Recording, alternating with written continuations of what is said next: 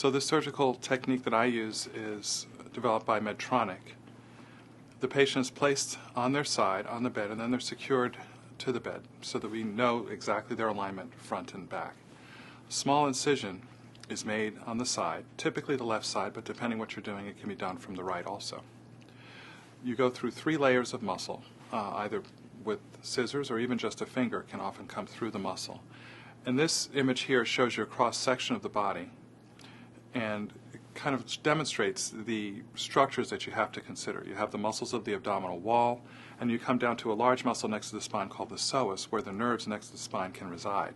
And this is where we use the neurological testing to make sure that as we go through that muscle, we're not disturbing any nerves.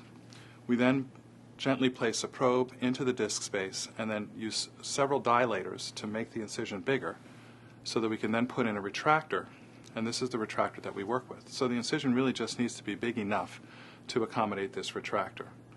The retractor goes in, and one of the nice safety touches of this procedure is first we check and make sure there's no nerves trapped by the retractor, and then fix the retractor to the spine so that we know it's not going to move. And a small screw is just used to pin the retractor to the spine so that it doesn't move during the procedure and allow other structures to come into the surgical field where they might be injured. There's a light source that attaches directly to the retractor and then lets you see inside. And here you can see we're incising the intervertebral disc to remove the disc itself. And again, the disc is just a cushion in between the bones, which must be removed if you're going to fuse 2 bones together. The disc is removed in a piecemeal fashion, just taking out parts of it, and we'll then use various tools to kind of remove all the cartilaginous parts of the disc and just kind of scrape them off of the bone, but taking great care to preserve the bone. So we completely clean out the disc space, at least as completely as we can. You can see here also that you're working inside of the disc.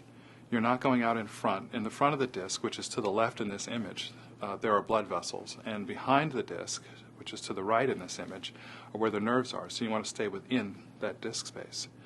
This is the spacer that's filled with bone graft going in, and you can see how the spacer lifts the spine and corrects the alignment there.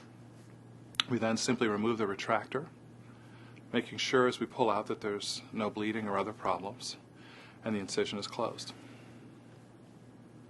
You can see here how the spacer is in good position, and then in many cases we'll stabilize the spine from the back as shown here using screws. But because we've got a very good fusion in the front, the screws can be placed through minimal technique just through the skin.